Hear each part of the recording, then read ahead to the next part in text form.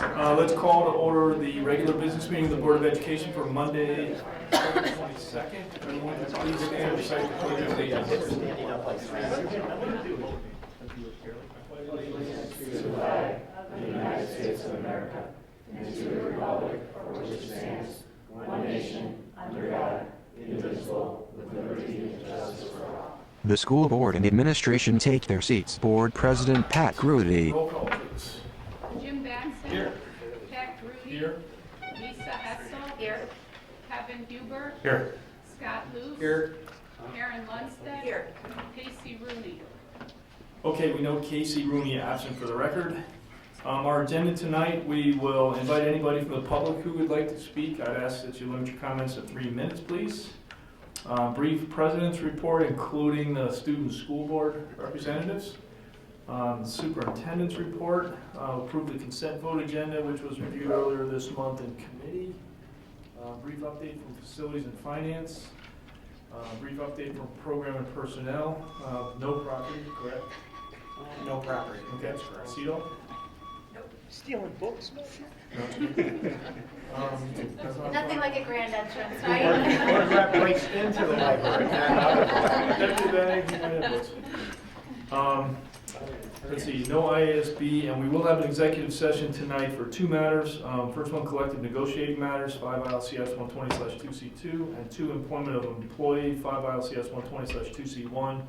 We will not be taking any board action after that session. Okay? So let's start. Anybody from the public who would like to speak? No? No? Okay. All right, next president's report. I have one item. Many of you know that at yesterday's 2018 Illinois chapter of the National Wrestling Hall of Fame, there was a banquet, and our distinguished D128 superintendent, Dr. Prentice Lee, was formally inducted into the chapter's Hall of Fame and awarded the chapter's Outstanding American Award. Okay. So if you think that's a big deal just because of wrestling, let me just highlight a few things. Each year, a single person from Illinois may be selected for this prestigious award, which is given to a former wrestler or wrestling coach who has benefited from the disciplines learned and taught through the sport of wrestling to achieve the highest levels of success in his or her profession. Only 12 former Illinois wrestlers have had this award since 1994, when the Illinois chapter was started. Other award winners have been CEOs, military leaders, medical professionals, and college presidents. The National Wrestling Hall of Fame's Illinois chapter had yet to honor a public school educator, and Dr. Lee became its first inductee from the profession. 2015 Lifetime Service Award inductee and current Libertyville head wrestling coach Dale Eggert presented the plaque to Dr. Lee.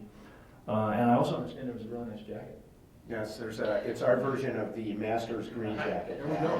It's the wrestling version. It's a thick kind of winter coat, it's nice. It's very nice. It's green? It's Yes, great. it is green. And it doesn't have sleeves. Very nice. Bring Pictures to follow. Bring out the green jacket. Okay, so congratulations again. He had no idea I was going to do that, because if he did, No, I didn't. He would have told me I shouldn't do that. So let the record state that you don't know everything. As you all already knew, right? You guys already knew that. I would just, very quickly, I just want to say that I'm very honored and very humbled. Wrestling has been a huge part of my life since high school, and it has really informed who I am and what I do and how I go about it. So it's been a very important part of my life, and I think it's reflected by many things that we do here in the district that I've done in my previous life before I came. And I want to thank Dale Eggert, longtime LHS wrestling coach and teacher extraordinaire, just an amazing individual who's an Illinois Wrestling Hall of Fame member as a competitor and a coach.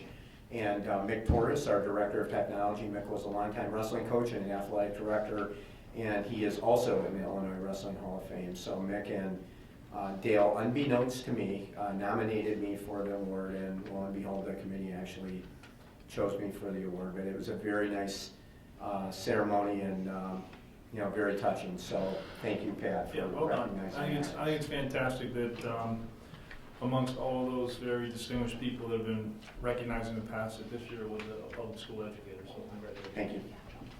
All right, now, student school board representatives. I'll let you guys decide who goes first. Do you guys like to start? VHHS student Taylor Fenn. This month, the Student Diversity Council gave a great presentation to freshman transition. They prepared a Four Corners activity in order to show that the different kinds of people have many similar interests. They presented the classes Vernon Hills Statistics of Race and Language to show how diverse Vernon Hills really is. 2 weeks ago, Vernon Hills had their annual Right Assembly for the freshman class. Speaker Mike Donahue from Value Up reminded students about the important lesson of walking a mile in others' shoes and to never forget to fight for their value.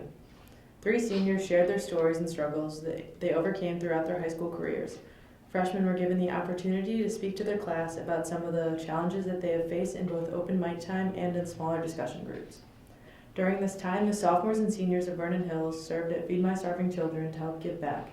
119 out of the 120 spots were filled very quickly by sophomores and seniors excited to be able to package food for those in dire need.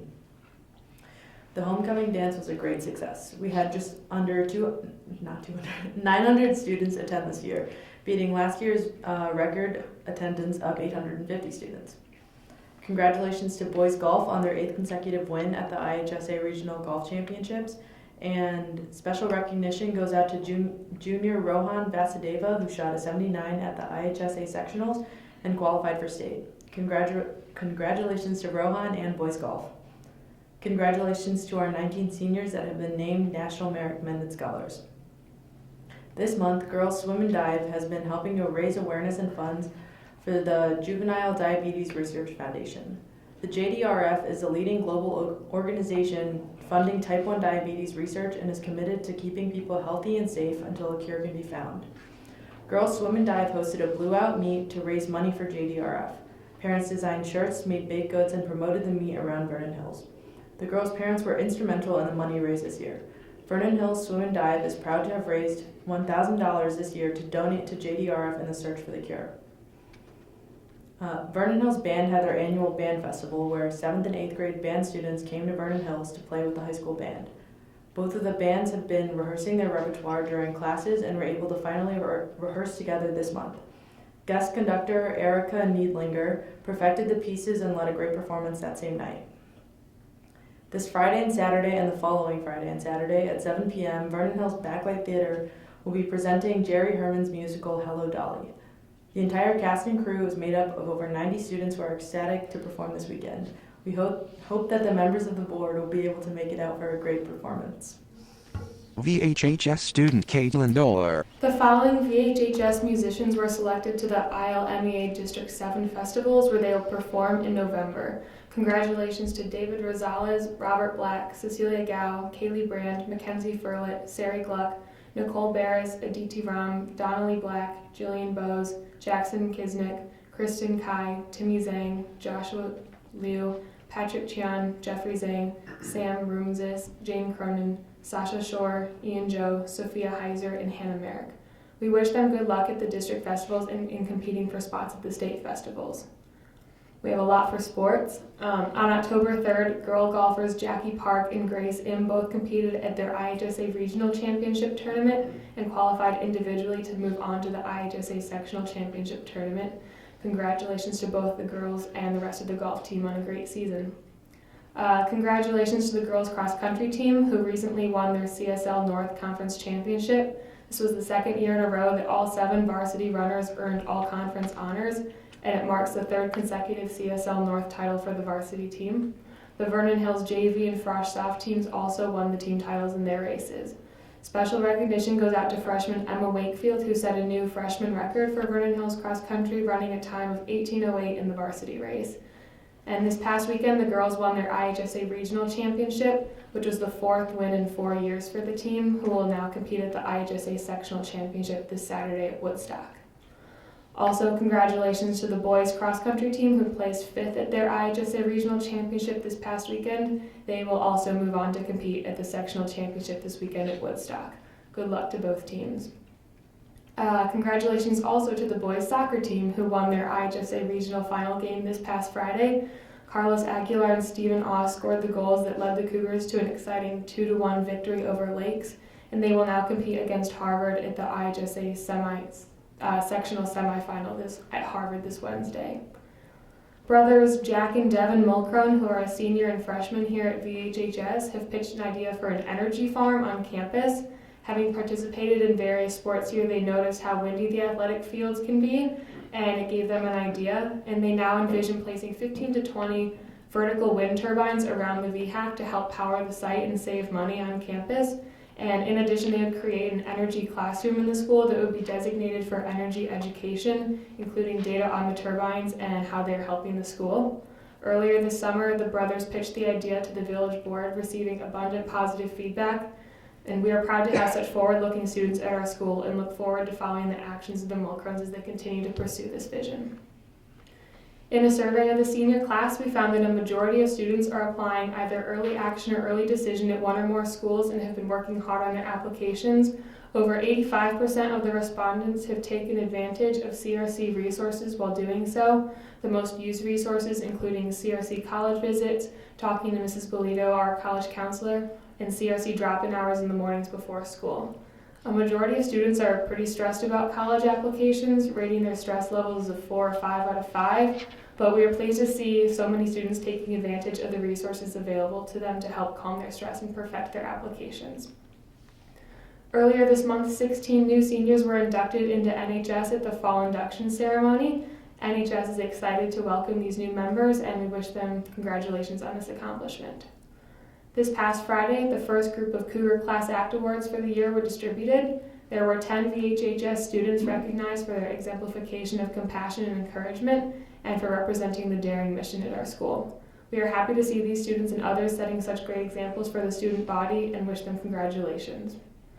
And this year's Daughters of the American Revolution Good Citizen Award has been named to Senior Jimmy McDonald. He was chosen for his demonstration of the qualities of dependability, service, leadership, and patriotism. Congratulations to Jimmy.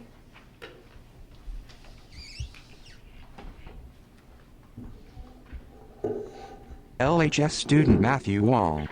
So for athletics, football had their last game, and they finished off their season on Friday after a loss to Zion Benton. After a long season of hard work and growth, the team is looking forward to coming back stronger next year. For the cross-country meet at Adler this Saturday, both the men's and women's cross-country teams had a strong showing, with both of them advancing to sectionals. The boys placed first overall and the girls placed third. On the boys cross-country team, junior Will Gordon was ecstatic about the team's performance, and we're very proud of his second place ranking overall. And for the boys soccer versus Stevenson game on Saturday, the boys soccer team won the regional final with a 7-0 victory over Stevenson. They will move on to play Friend on Wednesday in the sectional semifinals. The boys were also recognized at the last home football game after completing the first perfect season in LHS soccer history. And so on clubs and activities, so the debate team kicked off their season with an incredibly strong start at the Stromberg-Saxon Invitational this Saturday. In the Lincoln Douglas style of debate, Drew Hopkins won 4th place overall, with Polina Kleandrova winning 1st overall and 2nd place speaker. Public Forum also produced fantastic results. Jessica Lee won 2nd place speaker, and Kat won 1st place speaker. Together, they placed 2nd overall at the tournament. It was also the first tournament for the Rebuild's newest debaters, and in total, we had 14 new debaters get their feet wet this Saturday. And the team is excited for the year ahead. Their next tournament will be November 3rd. And finally, for math team, they had a North Suburban Math League invite where the Rebuild won 3rd overall with several students writing perfect papers. And the math team is excited to be studying the next topic. LHS student Catherine Corliss. Okay, moving on to the academics. The AP Spanish classes had an amazing culture experience last Thursday. They began their day trying Spanish tapas before heading to the Art Institute to explore and learn about Spanish artists such as El Greco and Pablo Picasso. They had a great time recording videos, opinions, and analysis of the art to share with the rest of the class. In AP Psychology, this year, it is now a year-long course, and this allows for more time for students to gain hands-on experience in labs to bring the concepts that they learn to life. Ms. Bosman students got the opportunity to dissect sheep brains as a part of learning the relationship between structure and function in psychology.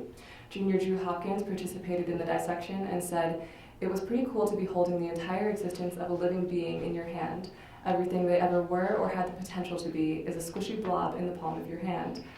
Having this experience while still in high school is truly an incredible opportunity, and the students in psychology are grateful to the D128 Foundation for Learning for funding this lab. The human anatomy and physiology classes completed their annual skull pumpkin carving project last week. Students could be seen toting around pumpkins in the halls in preparation for the big day. Students carved a classic jack-o'-lantern and labeled the surface with the various parts of the skull, and the completed products were on display in the courtyard for everyone to see. Moving on to the arts, the fall musical Pippin will be showing this weekend on Thursday, Friday, and Saturday night. The whole school is abuzz with excitement about the acrobatics and circus-themed choreography that will be featured in the show. The Pitt cast and crew of the musical have grown as a family throughout the past couple of weeks, and we cannot wait to see how all this hard work pays off. The Illinois Music Educators Association, or ILMEA, has officially selected its students to perform at the State Festival in January. From LHS, we have a number of musicians who will perform in the choir, band, orchestra, and jazz band. These students are thrilled that they have been selected after this intense audition process, and their teachers are undoubtedly proud of these achievements. The three orchestras put on a fun and spooky performance on October 16th for their annual Fright Night concert. The performers enjoyed the various types of pieces that they played and were all smiles about the show the next day. LHS student Zachary Elgadid. So finally, we have school ongoings. The school kicked off Red Ribbon Week with a fun night of decorating games yesterday. The students painted windows and decorated pumpkins to raise awareness of drug and alcohol prevention. The event was student-led with the help of prevention and wellness staff. A movie night was put on by Lifeville Wildcat on October 5th. There was a large turnout and students had a ton of fun. It provided a fun, safe way to spend a Friday night, and cans were collected for the food drive as well. The movie shown was Ferris Bueller's Day Off. The annual Snowflake Leader Training happened this passing Friday at Hawthorne Middle South. The program lets D128 students co-lead groups of middle schoolers in an inspirational afternoon of activities and speeches. Junior Karina Konchin participated this year and stated that it was a fun experience, and one of the speakers in particular was especially inspiring. She also described her group of 7th graders as funny, and that allowed for an enjoyable time. It was great to see positive student leaders like Karina leaving an impact on future D128 students. LHS ruled out a new honor this month, the True Wildcat Award. This award is presented upon students who embody the characteristics of being daring. Already, we've had 16 students who were recognized. Finally, there was another session of the Green Dot Bystander Training Program. They spent a day learning how to deal with bullying and harassment situations. The event was led by Dr. Nelson, and the goal is to roll the training out to select students this year before making it school-wide in the future. Board President Pat Grudy. All right, great job, guys. Thank you. All right, next superintendent's report, Dr. Lee. Okay, thank you, Pat, and great job as always, keeping everyone up to date and sharing the great news and everything that's going on. And congratulations, Kat. Yeah, wonderful. Okay, Libertyville High School has been named the recipient of the 2018 U.S. Department of Education National Blue Ribbon of Excellence Award. U.S. Secretary of Education Betsy DeVos announced the nation's Blue Ribbon schools for 2018 on October 1st. The 349 schools recognized will be honored at an awards ceremony on November 7th through 8th in Washington, D.C. The Blue Ribbon Award of Excellence is an extremely competitive and rigorous award competition and is the highest distinction granted to schools by the U.S. Department of Education. The coveted National Blue Ribbon Schools Award affirms the hard work of educators, families, and communities in creating safe and welcoming schools where students master challenging and engaging content. Now in its 36th year, the National Blue Ribbon Schools program has bestowed recognition on more than 8,800 schools. Recipient schools are honored in one of two performance categories based on all student scores, subgroup student scores, and graduation rates. LHS was recognized in the exemplary high-performing school category. Schools recognized in this category are among their state's highest performing schools as measured by state assessments or nationally normed tests.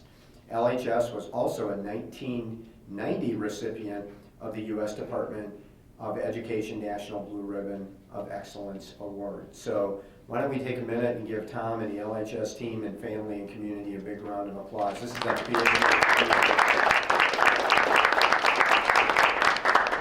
And I just want to note for the record that Vernon Hills in 2010 was a U.S. Department of Education Blue Ribbon Award winner. And for those of us that have been in the business for a while, it's much different than, the process is much different for being selected than it was even 15 or 20 years ago. Because now, eventually, if you meet all of the other standards in your application and you appear to be an exemplary school, you are not considered further in the process unless all of your students, including your student subgroups, are meeting very rigorous achievement metrics. So it really, at its end, it is a performance-driven award to ensure that all your students are, again, achieving. So Vernon Hills went through that same criteria in 2010, and there are a lot of really great schools out there that never get the blue ribbon recognition because one or more of their subgroups are not performing at the metrics. So, you know, our two schools are just amazing. Tom, congratulations to all of you. Also, a little shout out to Marina Scott, you know, who's the principal for 9 years at Libertyville High School. Really did a great job there, and Dr. Colentis has come in and done what we do in this district, and that is we always build on excellence. So great job, Tom, and congratulations to you and your team. And Tom and Ray Albin and a couple of us from district office will be going traveling out to Washington, D.C. to receive the award. They're nice enough to let us tag along for the ride, a couple of us from district office. But I will tell you that one of my best memories in my 39-year career was going out with Dr. Swick and Dr. Gilliam and Cheryl Steffens, the school improvement coordinator at Vernon Hills, when they won the award in 2010. It's pretty special stuff, and they really do a nice job with the ceremony, so that's going to be really exciting. So great job. Congratulations. Okay, D128 hosted a Special Olympics bocce ball tournament on October 14th at VHHS. D12 athletes who competed did an amazing job. Congratulations to all of our medal and ribbon winners and those who won gold and qualified for the state summer games in Bloomington next June 7th through 9th. Alex Donato, Mackenzie Runke, Nathan Ferrara, and Vinnie Roberts in singles, and the double teams of Alex Donato and Anna Scholler, Joel Smith and Vinnie Roberts, and Haley Dunbar and Mackenzie Runke. And if you think you're a pretty good bocce ball player, anytime you want to play those kids, they will play you, and I can tell you from past experience, they will embarrass you. They're really good, okay? I think the VHS student board reps mentioned the VHHS students who were ILMEA District 7 festivals. If I'm not correct, we didn't get there with the LHS report, right? So I'll read the names. From LHS, Will Anderson, Albert Sterner, Alan Liu, Ben Mayo, Sarah D'Onofrio, Natalie Smith, Annika Larson, Kirsten Tolander, Annalisa Waddick, Rachel Hamilton, Noah Kublank, Jason Govern, Eloise Hides, Sebastian Angino, Melissa Yee, David Lee, Katie Olson, Richie Rush, Ian Smith, Matt Newberger, Samantha Fan, Anna Hirons, Celia McDermott Hinman, Amanda Murbach, Karen Tarman, Richard Zhao, Elias Anderson, Carter Smith, Ava Samatri, Emily Waddick, Elias Anderson, Jason Govern, Rachel Hamilton, Alex G, Annalisa Waddick, Matt Harvey, and Thomas Power. So congratulations, and for high school musicians, being selected to the ILMEA State Festival is the highest individual honor they can receive. So congratulations to the Vernon Hills students that were read earlier and the Libertyville students. Pat, before I continue with it's a great night of celebration for District 128, I am holding a proclamation that has been signed by Governor Bruce Raumer and Secretary of State Jesse Light. If the students aren't aware yet, it is National Principals Week this week, and so we have a proclamation from, again, the Governor and the Secretary of State.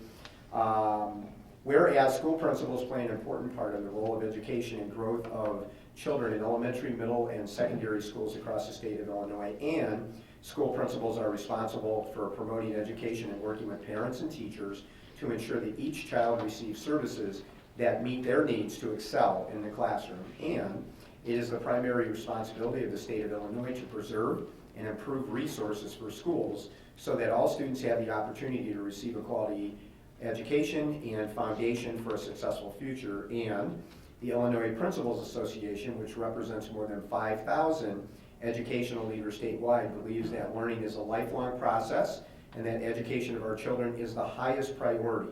And for that reason, the Illinois Principals Association is dedicated to developing, supporting, and advocating for school leaders. And educational leaders face many challenges in educating our young people, and it is through their perseverance and passion that Illinois is able to continue to produce quality, career-ready students.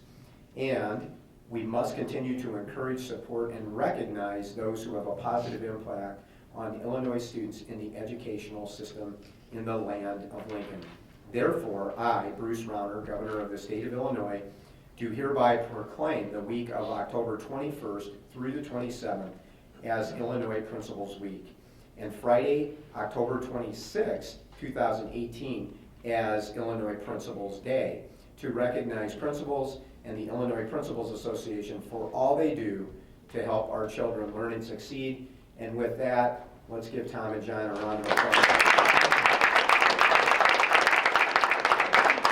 Does this mean we get Friday off? It does. Wow. It does. I guess I'll need to check and make sure you're here now, right? So, okay, next on the superintendent's report agenda tonight is ACT student achievement data and Illinois school report card. So we're going to turn it over to Assistant Superintendent Rita Fisher. Rita? Thank you. The purpose of the presentation tonight, thank you, Brian. The purpose of our presentation tonight is to share the assessment data that we generally share this time of year, which is all good news, but also to update you on some changes in the Illinois school report card that are necessitated really by Illinois ISB's, Illinois State Board of Education's requirement to comply with the regulations under ESSA, Every Student Succeeds Act. And so the Illinois plan for complying with ESSA requires some changes into how we report school progress and hold schools accountable that we'll see on the upcoming report card published at the end of October. And really the focus tonight is to say that while it's important to share with you our assessment data and to comply with the regulations, our focus is really shifting to how do we measure what matters and how do we measure student development of the daring attributes described in our mission. That will come next month, so just a little preview of data that will be shared next month as well. So first, our AP and ACT data. In regards to advanced placement exams, we've shared longitudinal data over time, and it continues to be true that more and more D128 students are participating in AP exams, and a greater number of students over time are having success in those exams. So while increasing participation dramatically, we're at the same time maintaining and often increasing the percentage of those students who are successful on exams. So very proud of our data indicating efforts in the district in both schools to provide AP courses that are accessible to a wider number of students. We have new this year AP Environmental Science, and you're going to be hearing about that class in greater detail with a presentation on the Libertyville AP Environmental Science investigation of the fish kill in Butler Lake in coming months too. So our goal with our AP program is not to encourage every student to take every AP class we offer. In fact, we'd love for students to choose balance and remain resilient and healthy with our daring mission, but to continue to provide access to AP courses to a greater number of students so that at least every student experiences the rigor of a college course while in high school. Next, we have our ACT data.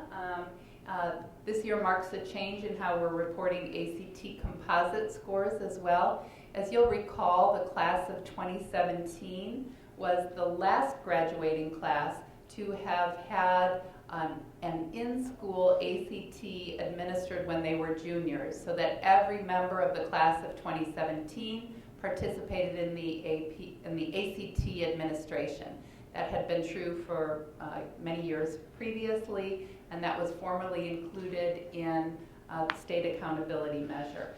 We've always reported the graduating class data, which is the most recent ACT score earned by members of that graduating class. And so we're comparing apples to oranges when we look at 2017 to 2018. We saw an increase in the composite score in both schools and district-wide, but we had about a 76% participation rate among D128 students in the ACT class of 2018. So it's not the same 100% participation that we've had previously, but the composite score continues to increase. Board member Karen Lundstedt. Did the state report what percentage of students statewide? I see the state number really jumped. Was that? You know what? It gives numbers, but not percents on the way that it's reported by state. So the number, yes, fewer students statewide, and probably fewer students overall, more statewide than, we still had a greater percentage of our students participating in District 128 than statewide because it's no longer required. So the state saw a jump, and we did as well. And the SAT is now the required test for juniors. So right. All juniors in the state take the SAT now. Right. Instead of the ACE based on the change in contract awarding several years ago.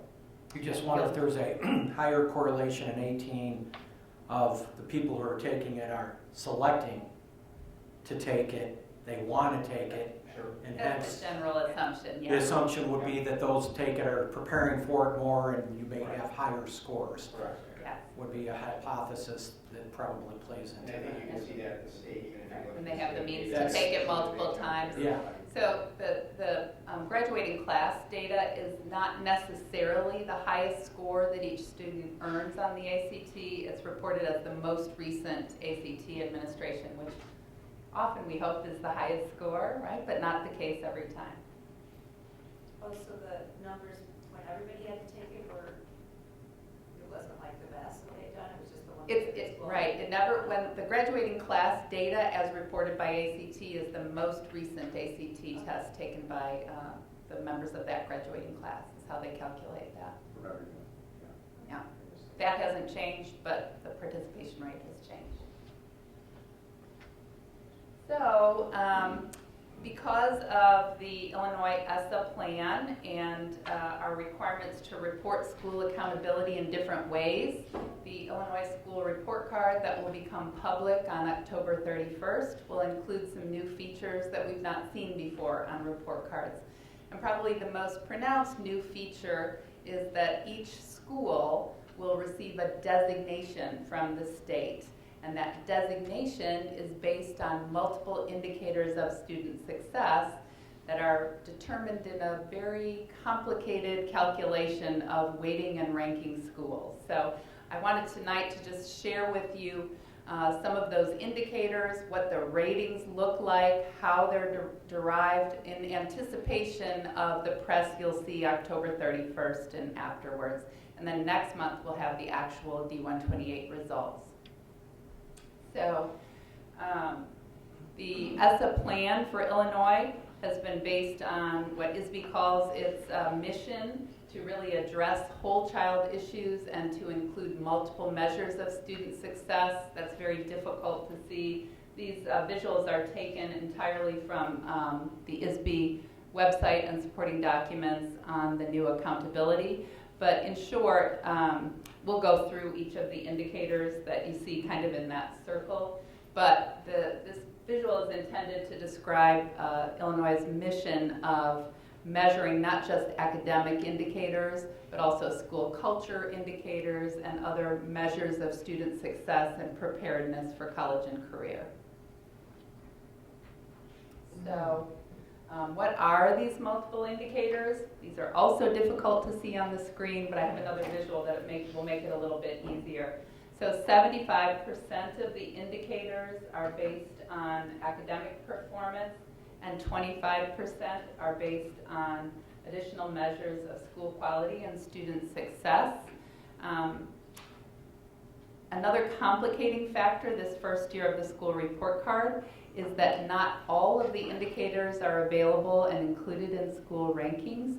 So we'll talk a little bit about what each of these indicators is, how the indicator is derived, and which ones are included and not included this year. So in addition, high school indicators are different than elementary school indicators. So it's a very complex ranking and rating system that I won't explain in complete detail, but when you see our final school designations, you'll understand that it's based on this very complicated formula of first measuring the student data connected with the indicator, and then applying to that an index score, adding up all those scores, and then ranking school districts, or schools, not districts, because the ratings are by school, not by district.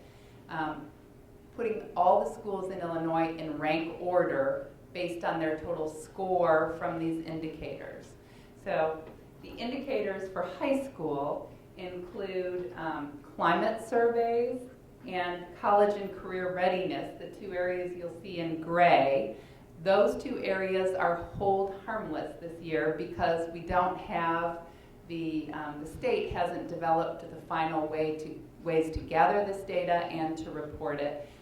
In the climate survey, we'll all do the 5 essential survey annually now. That was previously only required every other year for districts. So not all the districts in the state, including us, gave the 5 essential survey last year.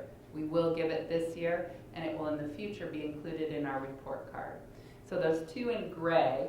The college and career readiness also is one of the indicators that they're still defining what that looks like and how schools will collect and share the data.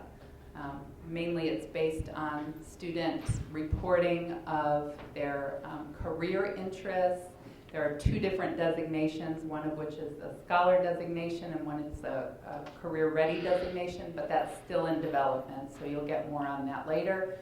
For this year, all schools got every point available, or 100% on those 2 hold harmless indicators. ELA and math proficiency are the traditional academic indicators, and that is based on SAT administration to all juniors, and is based on the percent of students who meet the readiness benchmark, which the College Board has set, or not the College Board, the state of Illinois did its own standard setting and set the indicator of college readiness on the SAT as 540 in English language arts and 540 in math as the baseline. So the percent of students who are meeting and or exceeding that score on their SAT in evidence-based reading and writing and math weigh into that indicator. New too is chronic absenteeism, which is counted as students who are absent for both excused and unexcused absences more than 90% of the school year. That's been quite a controversial inclusion in the rating because of including absences that are excused, including college visits and other things, illness, but that is figured into the rating as well. I just want to make sure, so you said that chronic absenteeism are students that are absent 90%? Who are absent more than, so who are present, sorry, I might have said it incorrectly, yeah. Chronic absenteeism is students who have absences that amount to more than 90% of the school year. So 10% of the school year or more in absences, both excused and unexcused.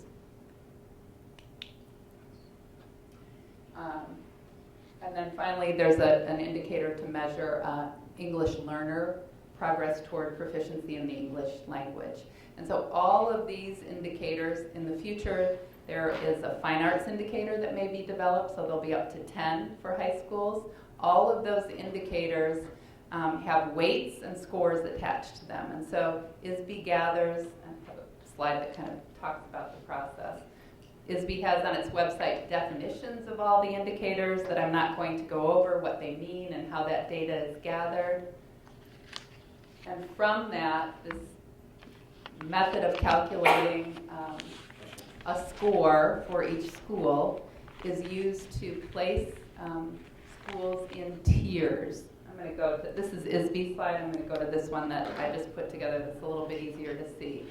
And so each school in Illinois will be rated as exemplary, commendable, underperforming, or lowest performing. Those are the 4 tiers.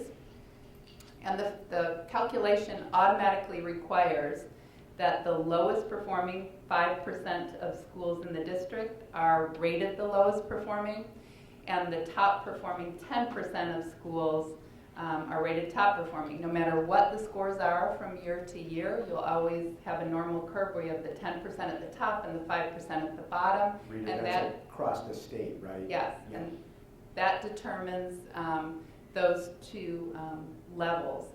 And so to be an exemplary school, your score has to put you in the top 10% of schools across the state, and you can have no student subgroups that fall in the underperforming category, so that would drop you to underperforming. And underperforming also has a complicated figure for determining it. So a subgroup whose average score is lower than the all-student group score in that lowest 5% of schools across the state is then considered underperforming, and it would bring a school's rating from exemplary or commendable to underperforming. Does that make sense? So you have no group as, I'll call it poor as, Yes. below 5% when everybody's included. Yes. So they look at the all-student average in those lowest 5% of schools, and none of your subgroups, as long as you have 3 subgroups with in the indicators with 20 students or more. So first of all, you have to, it's very complex. First of all, you have to have 20 students in a subgroup, and you have to have at least 3 subgroups that have 20 students in it to have your subgroups counted against you. So examples of those subgroups, Rita, could be? All the basic demographic groups, as well as low income, students with IEPs, former English language learners is a new one. And again, some of these are not English language learners as well as former English language learners. Not all of those subgroups are being included in this year's calculations as well. Question, how do they calculate students from our 2 high schools that are part of CDL? Do they count that they're included in ours? Yeah. Yeah, okay, well, CDL doesn't have a ton There of are that. students, Yeah. right? So, again, as I said, the designation is by school, so nothing is reported at the district level. Each school receives its own designation. Every indication that we have presently leads us to believe that both of our schools will be ranked exemplary, but that designation is not final until ISB releases the final report card data on the 31st and makes it public. So We actually have some. we have some preliminary data that suggests that both of our schools should be in the exemplary category, but that's not made public yet, nor is it finalized until October 31st. So when you see school ratings in the newspapers, our assumption is that you'll see both Libertyville High School and Vernon Hills High School ranked as exemplary. And we'll be able to let you know that before it's public and let the staff know. But part of everything's important that Rita's talking about, but one of the things that's very important is this is a classic bell curve. Okay, so there are only going to be 10% of the schools that get exemplary designation. All right, so if you are on 10.1, you're not going to be exemplary, all right? It's a classic bell curve, and then the next two designations will take, and then 10% at the bottom. So it's not the way that we would do that as educators, and it's not the way that good teachers would do that in the classroom, but it's a system that's been developed. And I think as a result of that, you're again going to see some really good schools in the state of Illinois that are going to end up in the commended category. I think it would be a tier 3, because you could be 10. Yeah. You could be 10.1 with one underperforming subgroup, and you go to tier 3. Yeah. Wow. Yeah, you can be in the top 10% of schools and have one underperforming subgroup. Right. Well, then you're tier 2, right? If you have, if you're in the top 10% and you have an underperforming subgroup, you get go to underperforming. underperforming. You go right to Right. That knocks you down So, immediately. here's the juxtaposition of this, is that if you happen to be in an area that has multiple subgroups in larger numbers, and you're a great school, and even if those kids are making progress within, that system, you could well end up at underperforming or actually maybe even lowest performing. At some point, based on the development of this process. But it's the process that we have. It's the process that the legislature and the governor has supported. And so, we're looking forward to getting our data. And as Rita said, we believe both of our high schools will be at the exemplary category.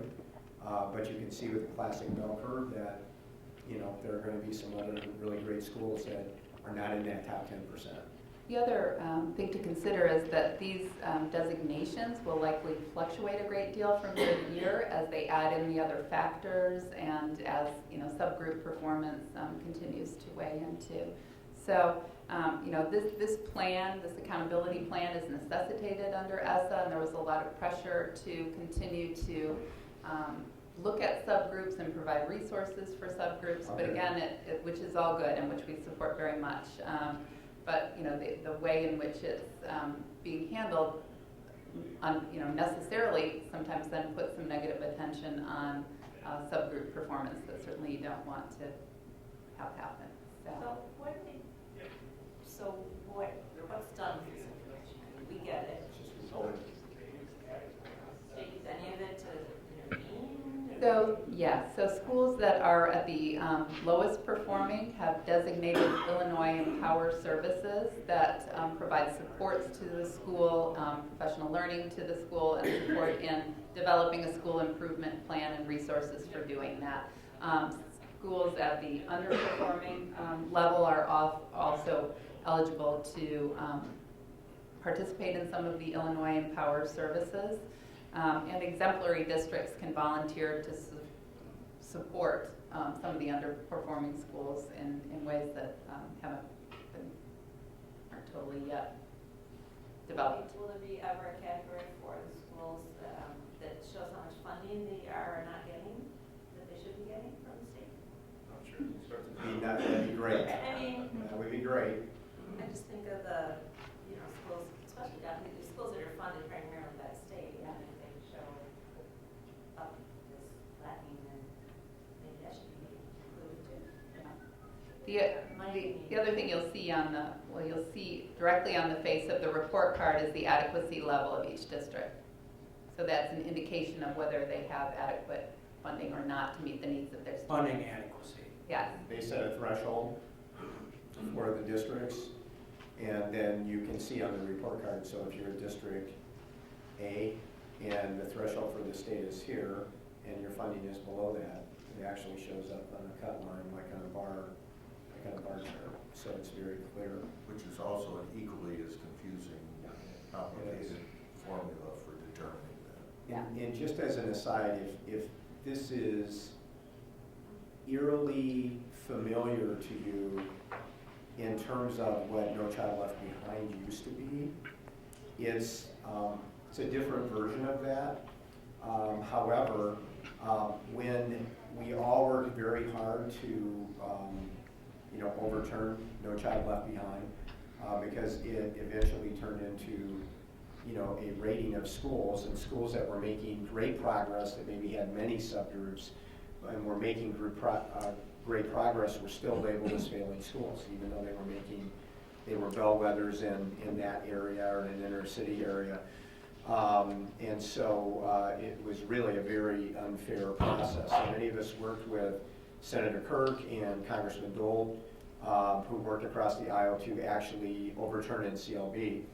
And the thesis was that they would empower the 50 states to then make their own decisions on this. And I think I can say this, it's somewhat unfortunate that most of the states, through my contacts with my professional groups, have really gone back to a state version of No Child Left Behind, in terms of really focusing on, although we have a number of factors here, but really focusing on not necessarily improvement, but where a school might be at that point. So, but it is the formula that we have, and we all have to work with that.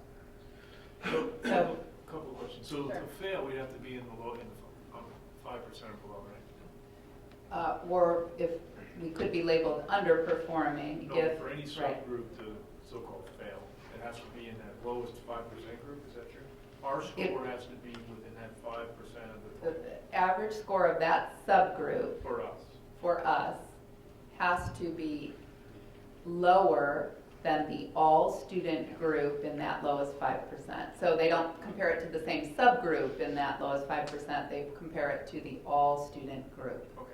And do we get a designation for all of our subgroups? Are we going to know which of our subgroups are closest to being borderline, for example? Or even if we just took our own subgroups and ranked them one to the bottom, we would be able to target where we're having the biggest issues regardless of where we are? We do get that data. The rankings of schools is not public. Where you fall on the list is not public, but we do have our data on our subgroup performance to understand where we have gaps and where we need to fill them. And Pat, do we get a number, or do we just get exceeds, meets, doesn't meet?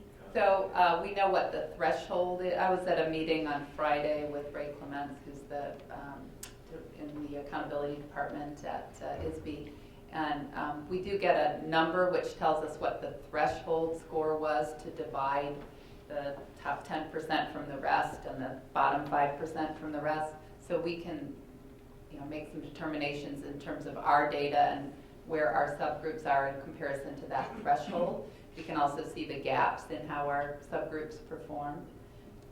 Rita, when we talk about, I think this is important for the community to understand. So when we talk about performance, it's performance on what for high school students? So right, what is the measure? Right, as I said earlier, the performance for ELA and math at the high school level is the SAT, and it's the 11th grade participation in the SLT.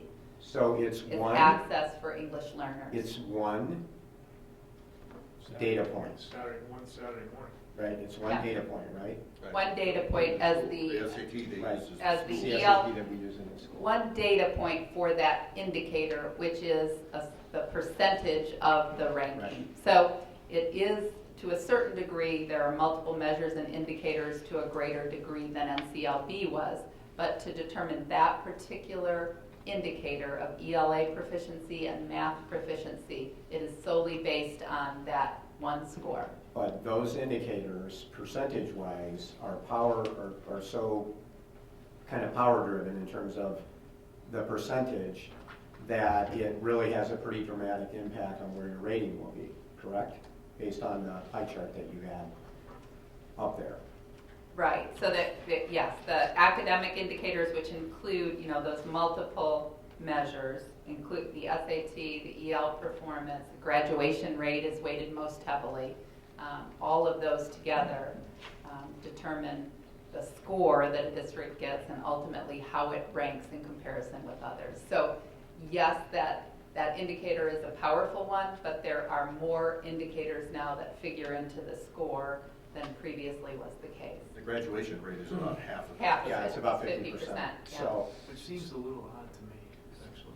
so Pat, to go to a question you raised earlier, so John and Tom used data at the building level that certainly includes before ACT data. because we would have our kids do Explore, Plan, and then ACT. So we had longitudinal data from 8th grade and predictive data. And then we use other data points, of course, how our kids are doing in our own classes and those types of things.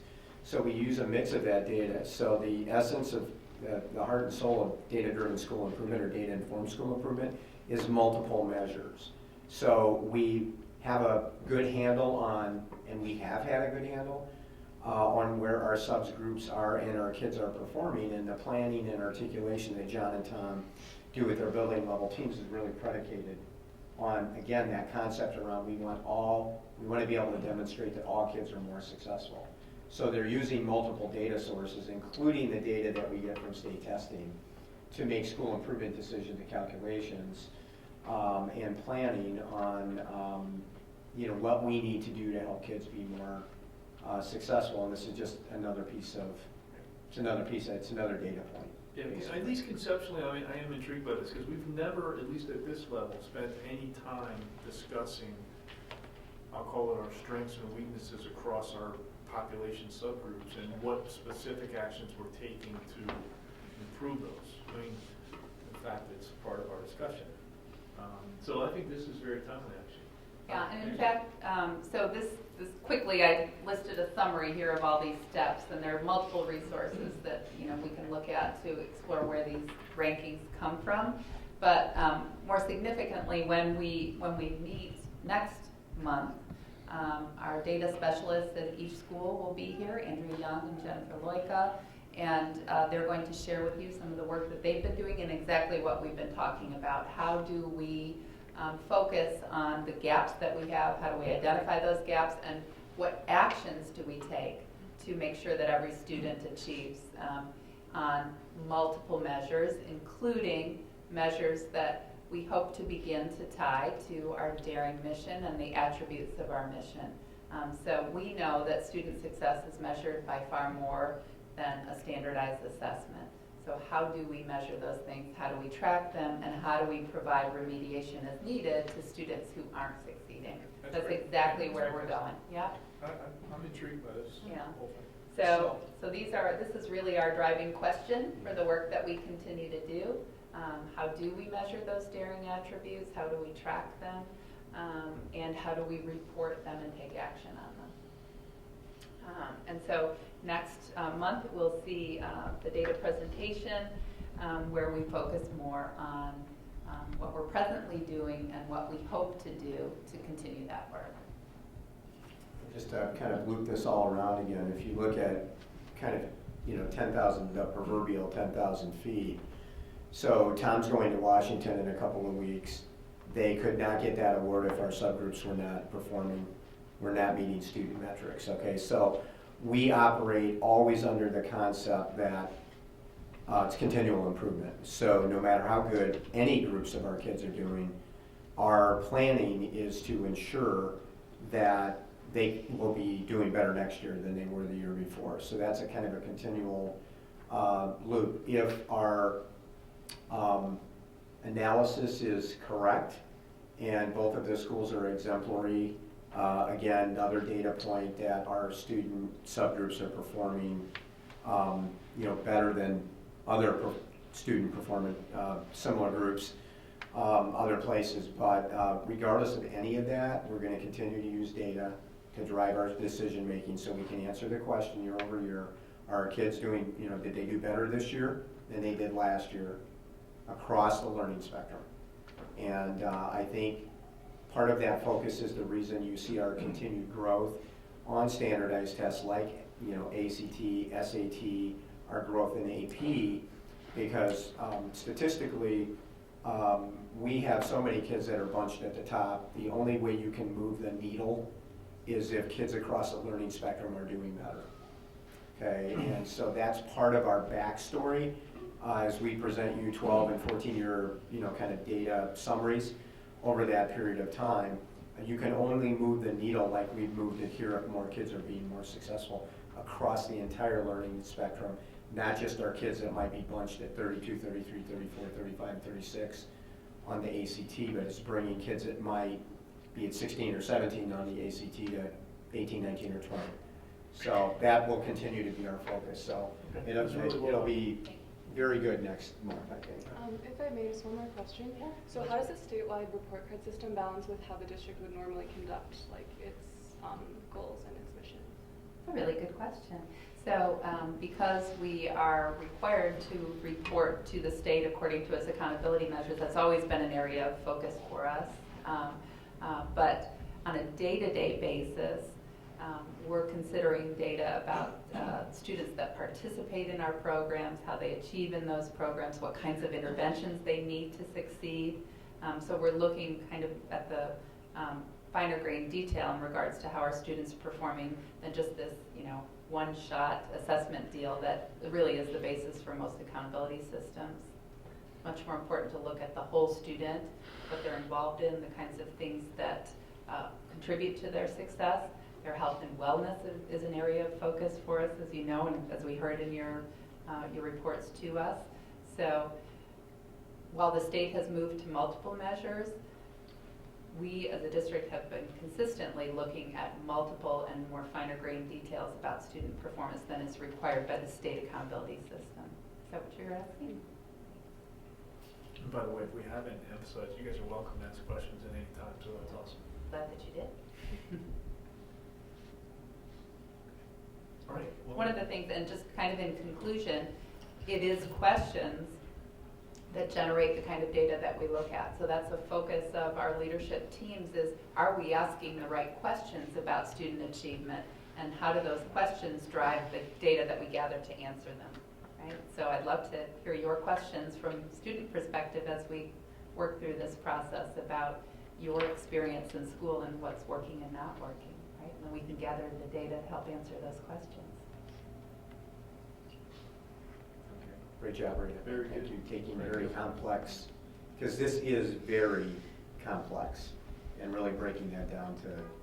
And occasionally fast-moving. These things have changed quite a bit in the Like years. it was last yeah. week. Yeah. The end of last You week. can't overreact to this data, because I can almost imagine a lot of 10.5% schools who could have one subgroup and be called underperforming, which the headline will read, big deal. Exactly.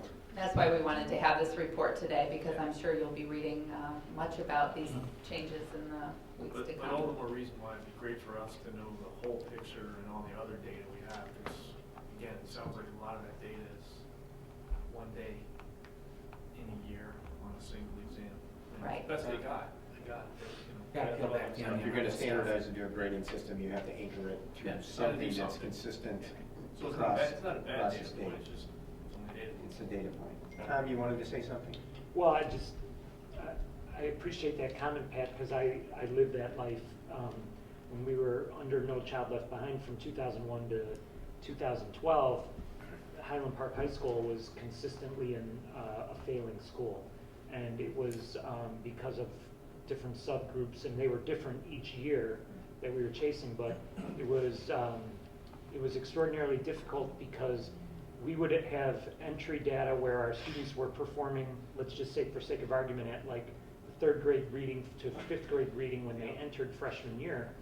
And we were bringing them up to 10th grade reading level by their junior year. So in 2 years of academic time, we were making multiple years of gains. But because it wasn't a growth model, it was just an attainment model, we were consistently rated a failing school.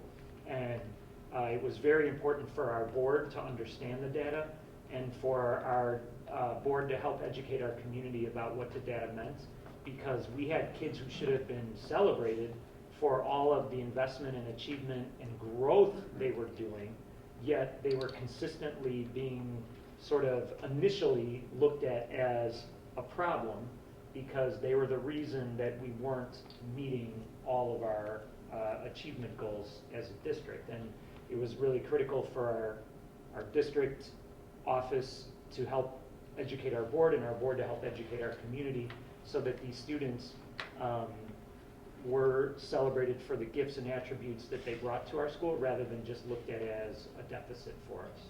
It's a good point. It is exactly what I was referencing earlier in the dangers of focusing too much attention on underperforming groups and the negative reactions to that. Well, it's a great topic for us to learn a lot more. So. Yeah. You did an excellent job of putting in context for us. Thank you. And darn daring. It's going to keep pushing us along, and that's exactly what it was designed to do, right, Rita? Correct. Okay, next on the, anything else you want to add, Rita? No. Okay. Okay, next on the superintendent's report tonight is amended 2018-19 school calendar. As the board is aware, we had our version of a hanging shad for a professional development day and Teachers Institute Day. And based on a number of factors, we were waiting to see what the state testing dates were, how the days balanced between the semester as a result of that. In working with a number of people, and including calendar committee, we are recommending the placement of our Institute Day on Wednesday, November 28th, 21st. Can't read the calendar, I should put my glasses on. And that is the day before Thanksgiving. So students, the good news for you to share is that you will not have school the day before Thanksgiving. Okay, is that okay? Did we do all right with that? Teachers will be here for a planned Institute Day that will wrap around our overall theme of daring. And we already have a plan out with our professional staff here. That will work fine. We'll do it, as you know, the calendar can be amended anytime during the year when we have snow days and emergency days and floods at Libertyville High School and power outages, and we always have to come back and amend the calendar. So we knew that was doable. So our recommendation, Pat, to the board is that we place our Institute Day on Wednesday, November 21st, and then we will amend the calendar as reflected. Okay, is there a motion to amend the calendar as reflected? So moved. Second. Any discussion?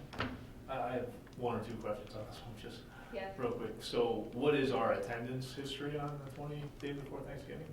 Is it? It's not terrible. It's I not can't perfect, say I Val. don't, No. I don't have the data in front of me to cite it specifically. But, you know, families that do need to travel to celebrate the holiday sometimes take their students out on the day before Thanksgiving. Well, I'm actually thinking more about the people that attend the workshop or the teachers. Oh, that's, Oh, no yeah, problem no, there. that's- Yeah, no. Yeah, I'm thinking more the institute. Yeah, we have no No. issues with Okay. that staff. And that'll wrap up by what? I mean, we'll wrap up at 3:30. Right, so it does allow us to do a condensed 5-hour institute day, so it provides a little flexibility for our educators as well to not, have to be at school until 3:25 on that day. So students have a day off, educators have a little flexibility in their day as well. Kind of a win-win for everybody. Okay. And good time of year to do professional learning as opposed to putting it off till second semester. Okay, great. Any other discussion? All right, roll call, please. Hessel. Aye. Huber. Aye. Luce. Aye. Lundstedt. Aye. Batson. Aye. Grudy. Aye. Motion carries. Okay, next on the superintendent's report, we can wrap number 5 and 6 together because they kind of go together. LHS pool project update and additional 69 space LHS parking plan update. Mark. Progress is moving along very well at the site. We finalized the installation of the water main for the site around the building. We have multiple contractors on site, multiple trades. Plumbers are inside installing piping in the floor. Electricians are roughing piping in the walls and in the floors. So we're preparing to pour the slabs around the pool for pool deck. Masons are moving along at a nice pace. Getting the walls up. The north wall is completed. We'll have the west wall completed. And the south wall will have leave a hole in the wall to get equipment in and out of the site. They've already started installing ductwork because our HVAC equipment is ready. So we're putting the large ductwork in above it so that we can slide the equipment in through the east end of the building, and then the east end of the building will be bricked up. So some very good progress moving forward. So you're confident we'll get it closed up before winter? Yes, that's our game. We'll have it all closed up. Well, we're gonna have some temporary, doors and stuff like that. But, yeah. Okay. So I have a question. What if if the equipment needs to be replaced, how do you get that? We designed the building with large louvers on the east end of the building. So in the future, when equipment has to be replaced, you can pull the whole louver out and you'll be able to get the equipment in and out of the building. So we thought ahead on that. Good question. For the parking, additional parking, progress on that, it's at review with the village engineer. Expected to have final comments from them sometime this week. Contractors are set, ready to move forward with starting the work. So we will be starting work on site. There's some key things to move around on the site with the bricklayers and equipment and scaffolding before we can start doing curb work around the building. And we're also working to schedule, get the gas brought to the building. When do the asphalt plants close? Usually after Thanksgiving. They watch the Okay, weather, we got so. 3 or 4 weeks left. No, yeah, we've got quite a few weeks left. Mark, do we have yet any sense of when that lot would potentially be available for use? The lot will be available in spring once the plants open up again, the asphalt plants. What we'll be doing is putting the initial binder coat down. So when the plants open up in the spring, we'll schedule work to come in and put the final finish coat of asphalt down and paint, stripe the parking lots. So same, just to go back to our timeline that we always talk about, so we're still anticipating, I'm asking a rhetorical question, I think. We're still anticipating that sometime in the spring, we will have the pool completed and ready for the board to jump in it, okay? And then it kind of running parallel, the parking will be kind of on a similar track. Yeah, similar track, it'll all be dependent on weather for the asphalt. Generally speaking, if I'm asked that question, I say before graduation. Yes, it will be done before graduation. Okay, sounds good. All right. All right, well done. Okay, next on superintendent's report is freedom of information request. We had one request since our last meeting. The request was received on 8/29/18 from Charlene Maddox, marketing coordinator for WFF facility services in St. Louis, Missouri. The information requested was regarding Community High School District 128's custodial ground and maintenance services agreement. Ms. Maddox was requesting a copy of the current contract with your facilities provider, what was paid to your facilities provider for each of the past 2 years, and the proposal submitted by your facility services provider during the last bidding cycle. Dan was responsible for follow-up. The response date was 9/28/18, which is also the commercial response deadline, and Dan spent about 1 hour in responding to the request.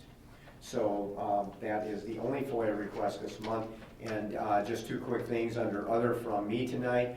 Just a reminder to the board and the administrators here tonight, and most importantly the community, that the District 128 Foundation will host their big event fundraiser on Friday, November 9th. It will be at White Deer Run golf course. Very nice facility, and again, that money is used to fund innovation grants in the school district and also our needy student fund. At this point, the foundation has given roughly $300,000 in innovation grants, and they've really been the tip of the spear on our innovation work in the district, really leading to our new daring mission. So it's a great opportunity to come out and have a really nice evening with some really friendly people. So those of us that have gone every year, you know, it's a very nice event, and we have a lot of citizens working as part of the foundation on behalf of that event. Scott, I don't know if for Karen, if you want to make a Register on comment. the district website. Right? Yep. Yep. It's a great event, and this year should be a little special because there's a pre-event party at the Grudy House beforehand, where we can all go and walk there before the event starts. Or maybe that's post-party. Yeah, it could be. Yeah. You need to tell Mrs. Rudy. Not a bad idea. Okay, so you can show her the video and just say, oh, I forgot to tell you. Okay, and last up, just again, tracking, kind of our projected enrollment at the two buildings. At this time of the year, we're required to do what's called the fall housing report for Illinois State Board of Education, which would include all the students that are housed in our buildings, plus any of our students that are, let's say, outsourced for CEDAW services, but are still our students, and we have to account for them because they could come back at any time. So at Libertyville High School, the fall housing report all in is 1,959 students, and at Vernon Hills High School, 1,488. So, we are up a little bit at LHS, and we're continuing to rise at Vernon Hills. So we'll be tracking, obviously, those numbers and numbers at District 73 in particular, attempting to continue to monitor growth in the south end of the district and potential impacts of that may have on the district, okay? So that concludes, believe it or not, the superintendent's report tonight. Okay, thank you very much. We want to do our informal invite of the students if they would need to leave. Students, if you would like to exit stage left or right, depending on which way you're facing, you can certainly go. Thanks. I am glad you guys were able to stay for that presentation. Yeah, it was great. Very Thank you. helpful. Thank you all. Thank you. Have a good I'll week. check Zach out on Wednesday night at 6:30. Barrington. 5 o'clock. 5 at Barrington. Barrington. It'll be warmer than it was the last game. Keep it going, Zach. Okay, keep it going. I guess. One at a time. Okay, next, consent vote agenda is listed. Can I ask for approval of the consent? Got a question on it. I got one too. Let's do the motion, then we'll come to questions, right? Is there a motion to approve the consent vote agenda as listed? So moved. Second? Okay, now, any Okay, discussion? questions? So you get the same one I got. Nah, I doubt it. Maybe. Probably, no. The only thing can you just briefly explain, typically we've had, we always like to watch capital outlay. And when I was looking at the expenditure report, it looked like capital outlay was going pretty fast this year, i.e. at 60% in some areas. I think in one of the funds. Is there something in there that would drive it up that high? Whereas again, it should be about 25% because we're a quarter of the way through the year. And again, that just kind of, when I was scanning stuff, that just kind of popped in me and I'm like, ooh, capital outlay, obviously a bigger line item, and we're at 60%. So just kind of address maybe what might be in there, if we front loaded some stuff, or what's going on there maybe. Yeah, short answer is a lot of that, the capital outlay, particularly in Fund 20, might be where you're looking. A lot of that work is done during the summer, and so the big bulk of that work is done in the summer, and then we pay it August. We pay some in July, some in August, September. We get some still carrying over in October. So a bulk of the capital projects that we'll typically spend the money on is right around the summer months. So it's almost an inverse relationship of salaries, which we get, it's low, but it's really not low because we pay September through June. Yeah, correct. So, Okay. sorry. Yeah, correct. So when I'm analyzing trending and looking what I'm doing, I'll look at salaries and benefits relative to our fiscal year because those need to track exactly per the payrolls. So if you read the written report, they're tracking great, and I love the way we've been able to kind of split out things so I can actually track properly now. Now the other things, services and supplies and everything, those will be varied. So I look more finely detailed because some things, purchase services wise, we buy once a year, and so that makes sense for some of those line items to be 100% spent because we buy insurance like once a year, right? And so those kind of things I take into context when I'm looking at how we're trending, as an example. So we're okay on capital outlay. You don't Yes. see. Okay. Thank So you. it's a gating issue. Timing. yes. Yeah, good question. No, Thank that you. wasn't the one I had. Very good question. Mine is actually simple. I think the answer is yes, but I noticed trips 2 and 3 were 2020. Yes. Okay, so I just want to make sure that's right. 20 and a half. Very good. Okay. Any other discussion? All right, roll call, please. Huber. Aye. Luce. Aye. Lundstedt. Aye. Batson. Aye. Grudy. Aye. Hessel. Aye. All right, motion carries. Facilities and Finance, Chairperson Luce. Okay. First thing on the list is 2008 tax levy estimate. Scott, before Dan starts, let's note for the record in the community, we are not voting on the tax levy tonight. Yes, there's no vote tonight. There This is is no vote tonight. discussion, There presentation. appears to be some sense that the board was voting here on the tax levy tonight in a few people in the community, and that is not an accurate statement. That is true. All right, so tax levy estimate, Dan. Yep, so I wanted to put together some information similar but more condensed to what you saw a few weeks ago. So we have, is there a clicker you said? Great. Oh, no problem. So I just want to go over a few things as a reminder for both the board and those in attendance and watching later online to do so. One of the things that's required by state law is that before a board can adopt a levy, according to something called the Truth in Taxation Act, no less than 20 days before you do that, the board has to estimate what their levy will be, because if you estimate that you're going to ask, because again, remember the levy is the amount of dollars you're asking for, if you're going to ask for more than 105% of what you got last year, so more than a 5% increase, then you have to do what's called a truth and taxation hearing. You have to publish a notice in the paper. A lot of hoops to jump through legally you have to do. And so this is an exercise basically for us to do that together and to show what is our estimate of the levy. Really same information that I shared last time, but I'm just kind of doing it formally in a board meeting for you. That's total increase, including new property, right? Yes.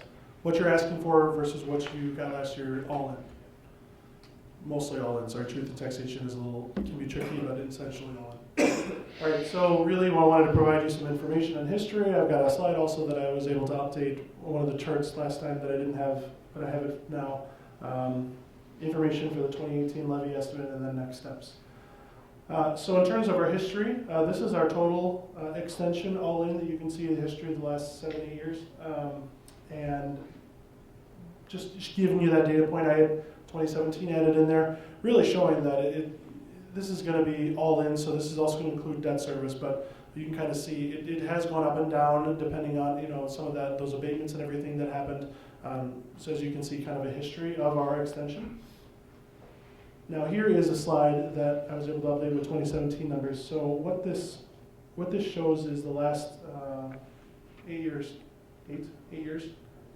starting in 2010 as a baseline, and kind of showing the light blue is what the actual levy and extension was.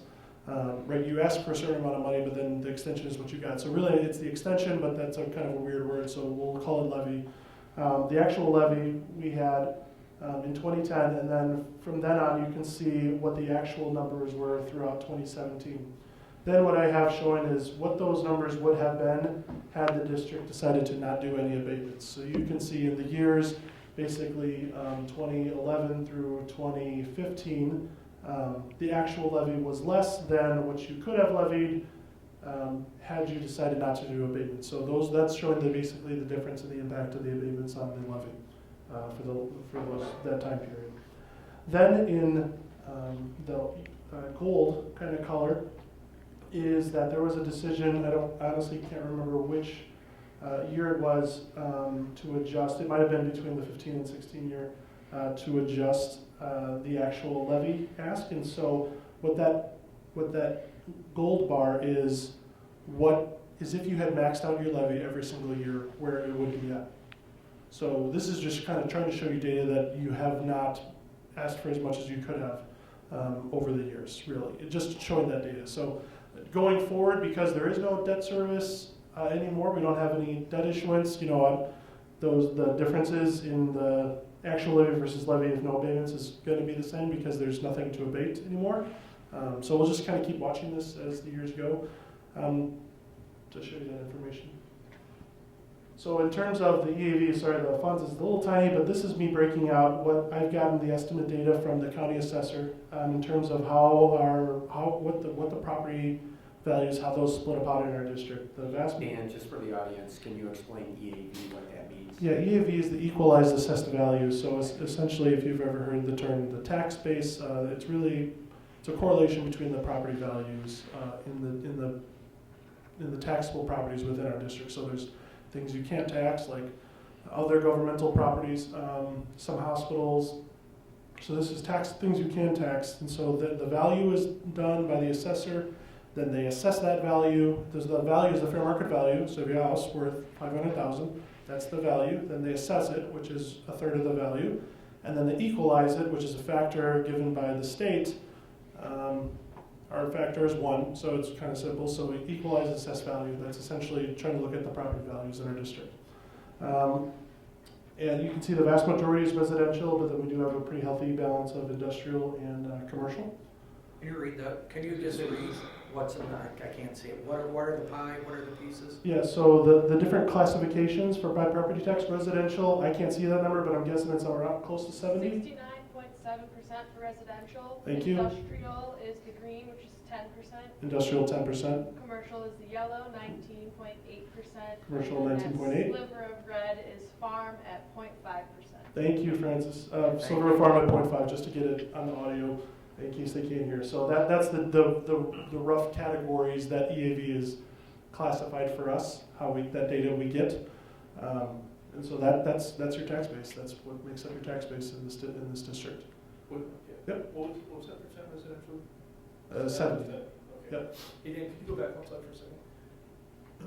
Can we just add something to this slide? Actually, it would be interesting on this slide to just make a statement that says we have basically, I don't know what the right language would be, under levied X amount relative to what we could have. Because everybody's always beating people like us up for maximizing what they levy for and all that kind of stuff. There's a lot that we left on the table. Correct. That is, whether or not it's a lot, I couldn't tell you. They have left money on the table, and because of the compounding impact of that, this will perpetuate into the future.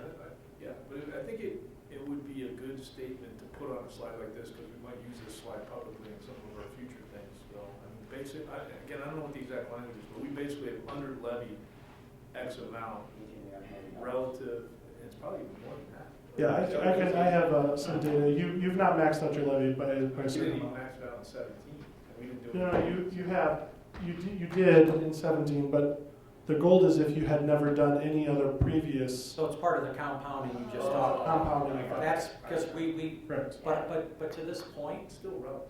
it's still relevant, and I think there is still, as we go through and we vote on this next month, correct? I think it's also very good to have an educational component to this, because as you go through, and once again, you will have certain proportion of residents whose taxes will go up. And the hypothesis or their belief is, wow, they're taking much more money than they were previously because my taxes went up 8%, hypothetically, right? The reality of this is that whole equalized assessment, you have a certain percentage that we can only take. If somebody's tax is going up, it's not because we're taxing significantly more than we could or should, but also it gets into this equalized where we've talked about somebody's taxes could go up. If that is set as a certain threshold overall across all residents, somebody's going down. Correct. And people don't understand, they just think, wow, look at my tax bill. The majority of this is going to XYZ municipalities, schools, 70, 73, 128. My hypothesis is, wow, they're taxing me more. And I just think part of when we go through that to understand what are we able to get, what do we really get, and then how does that affect somebody's tax bill? Correct, and I have some of that information on a later slide that just kind of flesh that out a little bit, because it can certainly sound confusing when we say it's going to go up by this much and people have different numbers. Yes. Because it's going up. When we're talking going up, it's a generalization, but it's always going to be relative to each person's own property and how that property changed, for sure. And in general, there's a couple of points that Dan and I always talk about, and we've done on the board here a number of times. So remember in Illinois, the property tax in the Collier counties in Chicago, surrounding Chicago, we're in a property tax cap. Okay, so we are capped at 5% or CPI, whichever is higher. Whichever is less. Which is ever less. So, thank you, Kat, for that correction, which is ever less. So, last year, CPI is designated by The factor was Bureau of Labor 2.1. Statistics. So the aggregate levy that we can take in across all taxpayers is capped at 2.1%. So regardless if Scott's taxes go up $5,000 and mine go down $1,000, the aggregate levy that we can get from all of the pie chart that Dan showed before, so residential, commercial, industrial property, is capped at 2.1%. Now the other factor, there's two factors, it's kind of like an A and a B. The other factor is new growth, and we have one opportunity to capture new growth. So if we bring that new growth in, Dan puts that in a percentage, or the county or the township puts that in a percentage.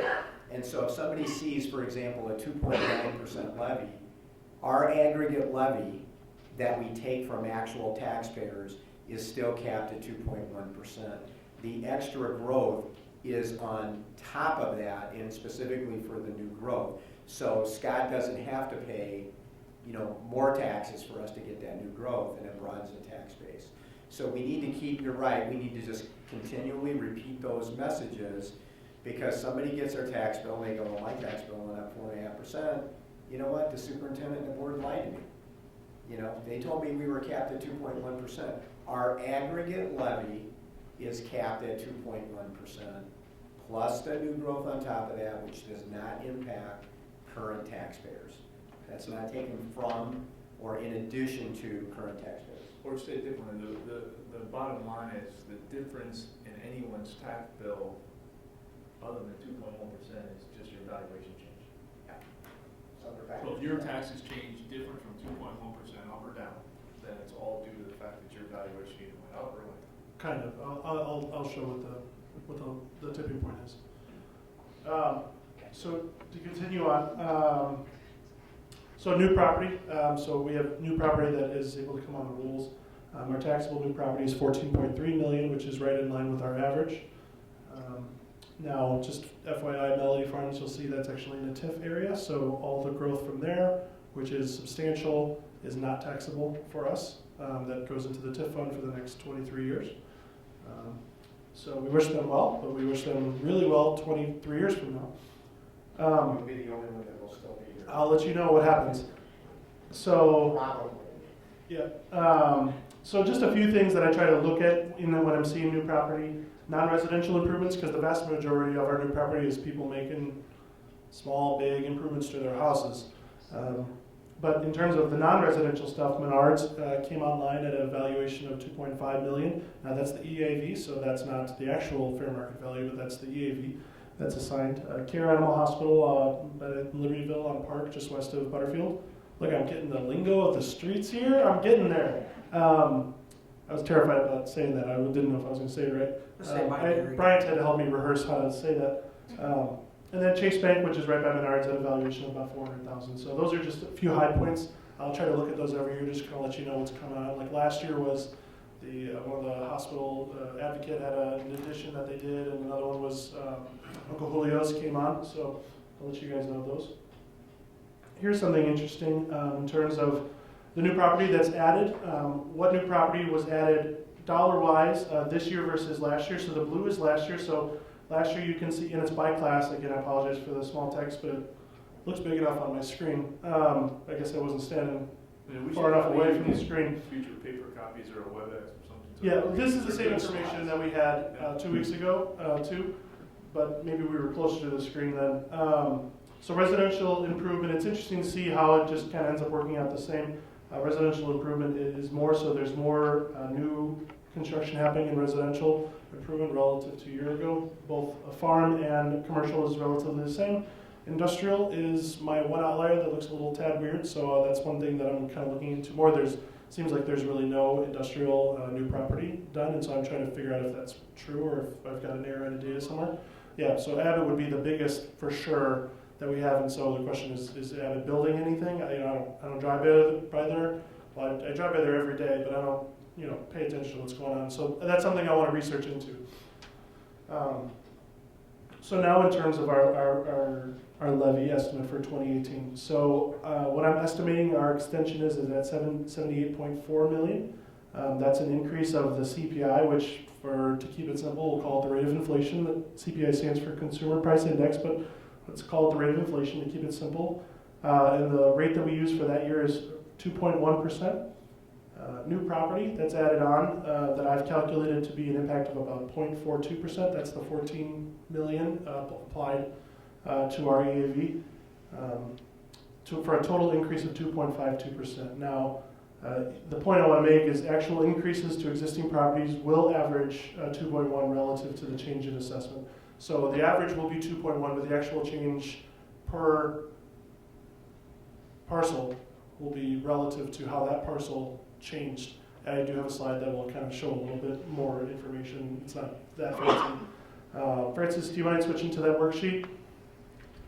So this is the worksheet that I really updated for you. And when we met 2 weeks ago, I told you that I had kind of the overall number that I do. Now I have the actual specific numbers, and I've even included in the packet the resolutions ready to go for the actual numbers to use when I'm looking at fund balances and what each fund needs in terms of how they're operating. So I know one thing that I've heard you mention a little bit over the years is looking at the balance between ed fund. I think we're making some changes to put more money there that will kind of help balance things out in the future.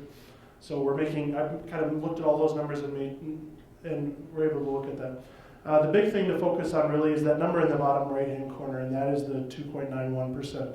That's the number that if that number is more than 5%, so if it's 5%, that's okay. 5.00, that's okay. 5.01, it's over 5%. Then the truth in taxation kicks in. So because it's under that, it doesn't. Now technically, you could levy 4.8%, 4.9%, and still not be under the 5%, right? But we've kind of, based on what we've talked about, that additional cushion really at the end of the day for us is unnecessary. And so the 2.9 different than the 2.5 estimate I have, that 0.4 is really kind of my estimate for errors because some of the data looks a little weird for me right now, particularly like the industrial stuff. I want to kind of check into that. But it gives me a little bit of cushion in terms of not accidentally leaving money. If you want to intentionally do that, that's fine, but you don't want to do it on accident. So we wouldn't miss anything that's there, but we may not get that 2.91. You won't get the 2.91. The 2.91 again, just to beat that kind of horse over and over again, is 2.1, right, plus new growth. Well, so the 2.91 is the 2.1 for existing property, 0.42 for new growth, and then a little bit more for cushion because the other estimates, particularly new property and EAV values, are based on estimates. So in the formula for how that algebra works, 2 of my 4 variables are unknown. I have to guess those variables, so that allows me some variance in those Totally variables. understand that. The point to make again for John, Mr. and Mrs. Citizen at home, that is trying to figure this very complex thing out, that you do a great job of bringing down to people to understand that anything above 2.1, whether it's 2.52 or it's 2.91, is new growth, would be considered new growth, correct? And it will not add to the individual taxpayer's burden, correct? Beyond the CPI, Beyond in the aggregate. CPI. Beyond the 2.1. In aggregate, yes. Aggregate, right? Yes. So, do you mind flipping back? Hey Dan, why would Yes. I ever put 4.8 out or 4.5 out? Because I'm never going to get it. I don't think. Am I? How would I get that? How would you get 4 point? If you had a significant amount of new property that's happening.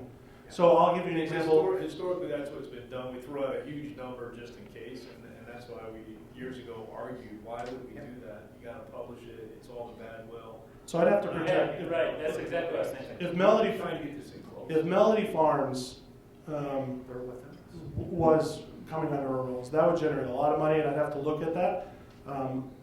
I'll give you a more real example. In my previous district, we had a TIF actually come off. So I somehow got there in year 22, and then it came off, and we saw the TIF come out. We saw substantial. We knew this was coming, and of course, this came at a very difficult political time, right? And so we knew that we were going to have an increased growth of property tax revenue of $600,000 from this TIF. So we had to ask for. I thought we were going to end up getting probably like 5-ish. but I wasn't sure. We ended up asking for like, I think somewhere between 6 and 8. But you had to do the truth in taxation at that point because you want to be sure. And I think we ended up getting like really closer, a tad under 5. But that was an example of, something that you want to make sure. If you have a big new construction coming on, that's when you leave. But if you have a situation like in our community that you kind of know what's going on, that you know there's nothing big, the reason that you would ask for a 4.8 is because it's not 5. And you have a lot of cushion in case you have some very weird numbers. So we try to mitigate some of that. And that was kind of a lot of the discussion that we worked through last year. We were trying to figure out kind of an overall philosophy around that, if you will. So, but at some point, when that big new block of property comes on, let's just say Iowa's building another big, huge building, we would get a lot more revenue.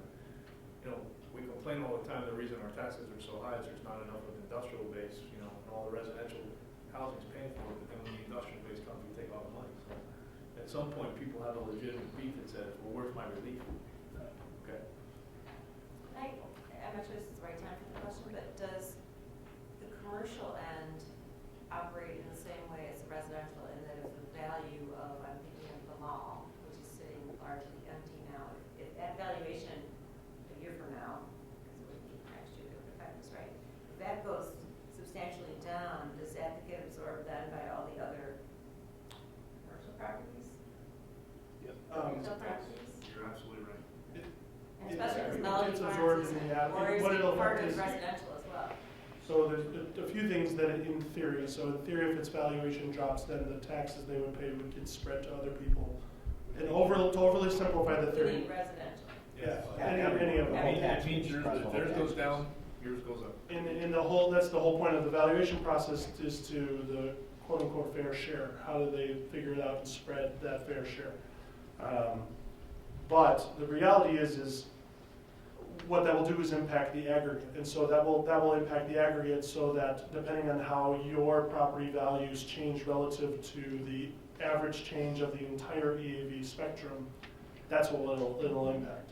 So if that goes down, it will lower, so if you're in a period where your property values are growing faster than the average, if you have something big drop in value, that will lower the average and thus potentially give you a circumstance where you can end up being paying more than the average. So the fact that this new commercial space, retail space is coming in that's in a TIF district might empty out even more of the other existing and might bring the values of those. Well, it's down. possible. I was at a Vernon Hills Leaders meeting 2 weeks ago, and the village administrator and director of development were there. And they're pretty bullish on the reconfiguration of the mall over the next 2 years. And I think what Karen is really referencing are the big anchor stores, the traditional anchor Well, just stores. will the owner of the mall go after that? Well, I Sears, think Penny's. But the owner of the mall is very bullish on the mall, is working with the village. I think to recreate malls in the way they're recreating malls, to be different than being anchored by the four. But I think they're pretty encouraged by their work. Appeal?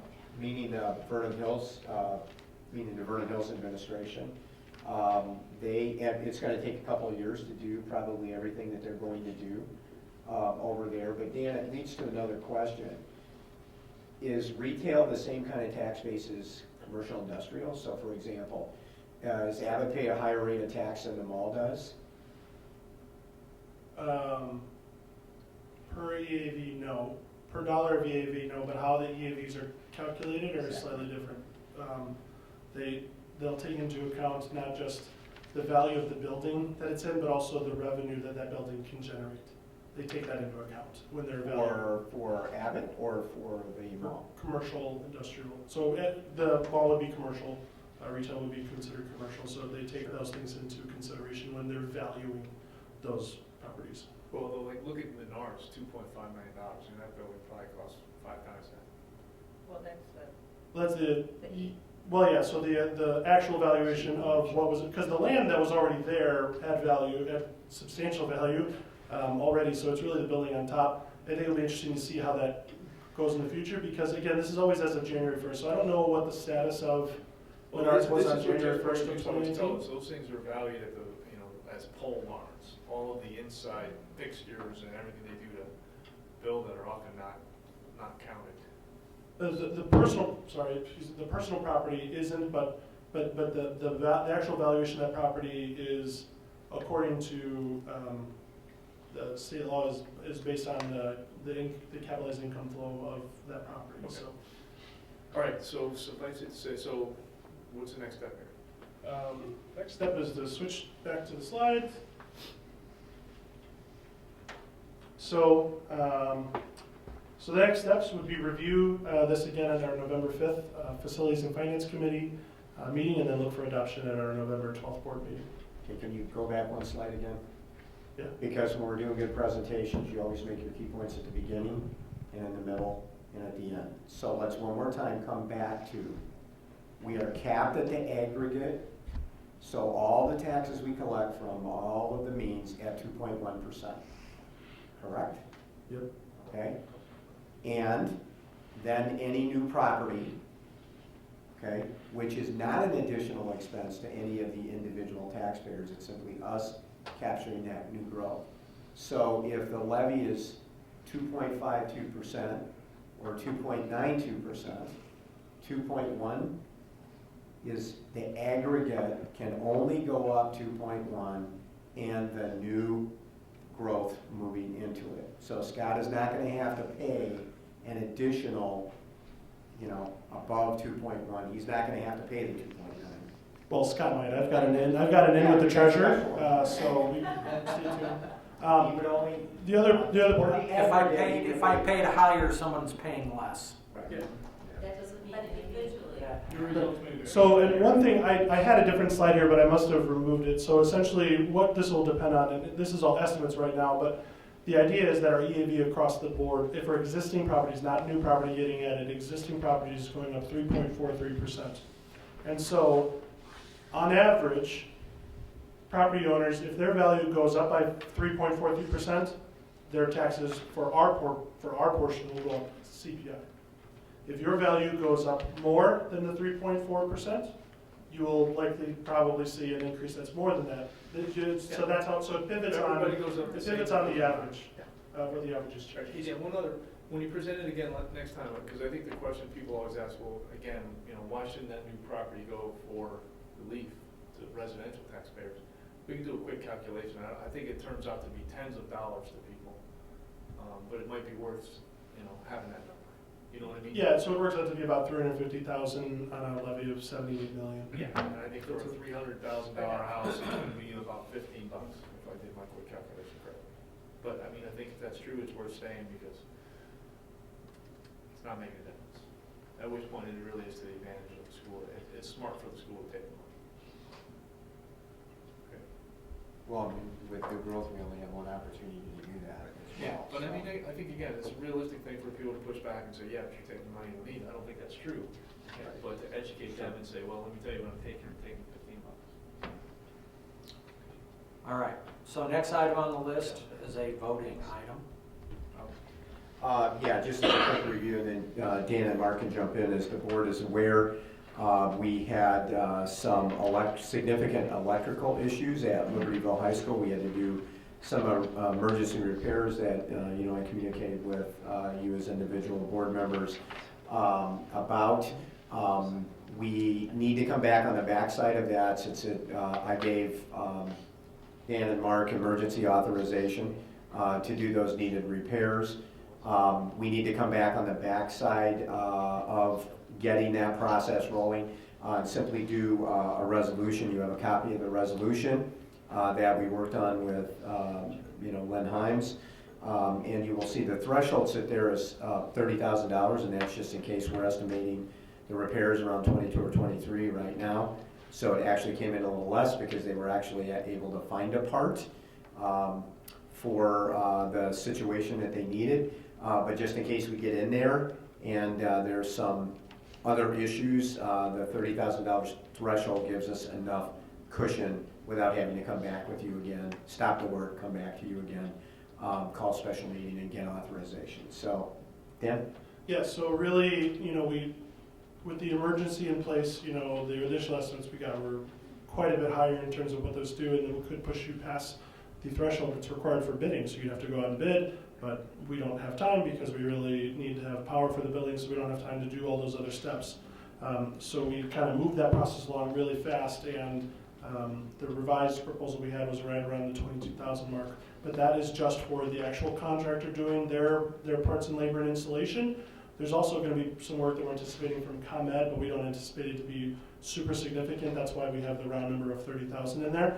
And if it ends up that we spend less than 25,000, this may not have been something we ever needed to bid, but we would rather be safe than sorry and more transparent, certainly on the front end of having a resolution saying that we could spend more money than we actually really needed to spend. So that's really kind of the purpose of this. 30,000 is intended to cover everything.